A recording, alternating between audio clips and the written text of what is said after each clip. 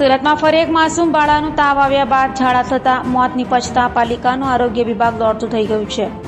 સુરતમાં ફરી એક માસૂમ બાળાનું તાવ આવ્યા બાદ મોત નિપજ્યું હતું. ઉધના ખાતે આવેલ ખત્રીનગરમાં રહેતા વિશાલ ભાલેરાવી 1.5 મહિનાની દીકરીને તાવ આવતા નવી સિવિલ હોસ્પિટલમાં ખસેડાઈ હતી, જ્યાં સારવાર મળે તે પહેલા જ તબીબોએ બાળાને મૃત જાહેર કરી હતી.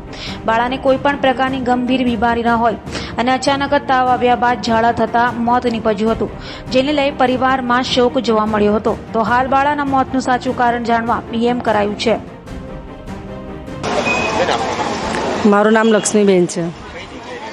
અમારું ઉધના ખત્રીનગરમાં ભીમનગર ગન્નાળા પાસે.